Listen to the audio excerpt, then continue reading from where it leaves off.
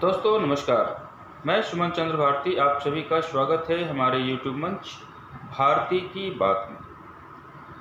दोस्तों आज हम बात करेंगे जो अभी पांचों राज्यों के जो चुनाव संपन्न हुए हैं कि कौन कौन से राज्यों के चुनाव संपन्न हुए हैं। मध्य प्रदेश, छत्तीसगढ़, राजस्थान, तेलंगाना और मिजोरम, ये 5 राज्यों के जो चुनाव संपन्न हुए हैं। कल आखिरी वोटिंग हुई है, तेलंगाना में संपन्न हुई है।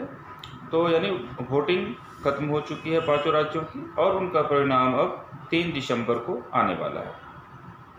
तो अभी न्यूज़ में दिन भर ये एग्जिट पोल्स कल शाम में 5 बजे जो शुरू हुई है, दिन भर आज के भी न्यूज़ में वही है। यानी जब तक 3 तारीख को रिजल्ट नहीं आ जाते हैं तब तक इन्हीं एग्जिट पोल्स के बारे में बातें होंगी। तो मैंने भी थोड़ा सा प्रयास किया है इस विषय पे बात करने के लिए, और पांचों राज्यों में जो न्यूज़ एजेंसियां और जो सर्वे करने वाली एजेंसियां हैं वो किस पार्टी को कहां पे जीतती हुई दिखा रही है, किस पार्टी को कहां पे हारती हुई दिखा रही है, किनका क्या आंकड़ा पहुंच रहा है, बहुमत का आंकड़ा क्या है, ये सारे चीज़ पर हम बात करेंगे। विधानसभा चुनाव 2023 का एग्जिट पोल। राजस्थान से शुरुआत करते हैं।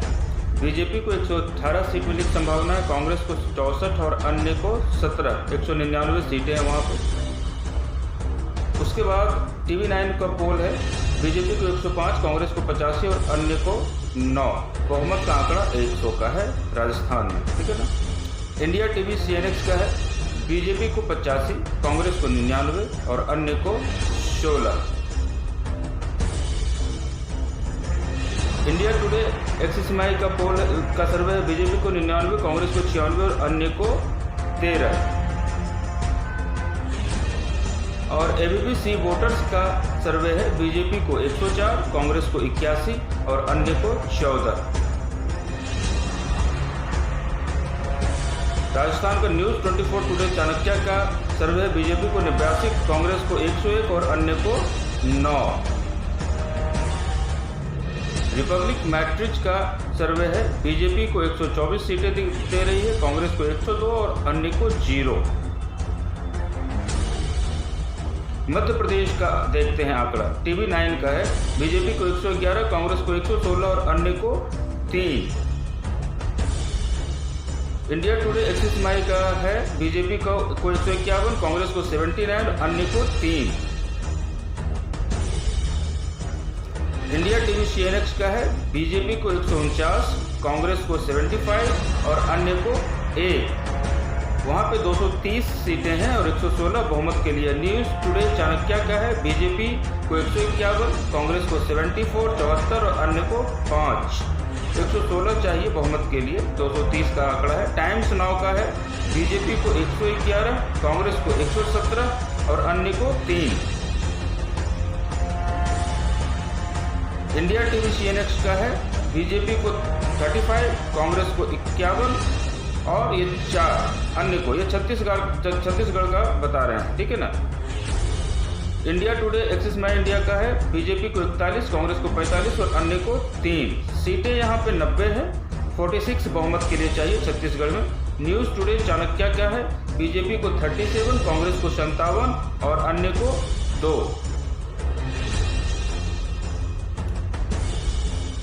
ABP वोटर्स का है, बीजेपी को 42, 42, कांग्रेस को 47 और अन्य को 2। कुल सीटें 90 हैं और 40 बहुमत का आंकड़ा है। रिपब्लिक का सर्वे है, बीजेपी को 38, कांग्रेस को 48 और अन्य को 1। TV9 का है, बीजेपी को 40, कांग्रेस को 45 और अन्य को 3। टाइम्स नाउ बीजेपी को 40 दे रही है, कांग्रेस को 47 दे रही है, अन्य को 3। यानी यहाँ पे सारे पोल्स जो हैं छत्तीसगढ़ में कांग्रेस की सरकार बनाते हुए दिख रही है। आइए तेलंगाना का देखते हैं। टाइम्स नाउ बता रही है, BRS को 41, 41, कांग्रेस को 65, बीजेपी को 7। यानी सरकार जो है कांग्रेस की बना रही है। Times now Telangana. उसके बाद इंडिया टीवी CNX बता रही है, BRS को 39, कांग्रेस को 71, बीजेपी को 3, अन्य को 6। यहाँ 119 सीटें हैं और 60 बहुमत का आंकड़ा है तो कांग्रेस यहाँ पे सरकार बनाती हुई दिख रही है, सारे पोल्स में ये दिख रहे हैं। TV9 का है बीआरएस को 53, कांग्रेस को 54, बीजेपी को 7, अन्य को 7। यहाँ पे भी कांग्रेस को एज है, 60 का आंकड़ा है जीत के लिए। रिपब्लिक बीआरएस को 51 सीटें दे रही है, कांग्रेस को 63 दे रही है, बीजेपी को 7 दे रही है और अन्य को 6 दे रही है। 119 सीटें हैं और 60 बहुमत का आंकड़ा है। तेलंगाना एबीपी वोटर्स जो है बीआरएस को 46 दे रही है, कांग्रेस को 57 दे रही है और बीजेपी को 9 दे रही है, अन्य को 7 दे रही है ना। यहाँ पे बहुमत तो कोई नहीं पहुँच पा रहे हैं। अब मिजोरम का देख लेते हैं। इंडिया टुडे मिजोरम को MNF को 5, JPM को 31, कांग्रेस को 3 और बीजेपी को 1 और अन्य को 0। यहाँ 40 सीटें हैं और 21 बहुमत का आंकड़ा है। इंडिया टीवी जो है MNF को 16 दे रही है, JPM को 14 दे रही है और कांग्रेस को 9 दे रही है, बीजेपी को 1 दे रही है, अन्य को 0। यहाँ जो सबसे बड़ी पार्टी है MNF दिख रही है, जो कि सरकार बना सकती है।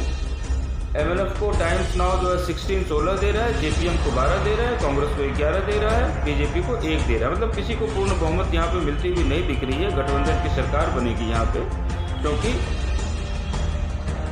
एबीपी वोटर्स MNF को 18 दे रही है, JPM को 15 दे रही है, कांग्रेस को 5 दे रही है, बीजेपी को 0 दे रही है। 40 सीटें हैं, बहुमत के लिए 21 है। किसी भी पार्टी को बहुमत मिलते हुए यहाँ नहीं दिख रहा है। गठबंधन की सरकार बनने वाली है।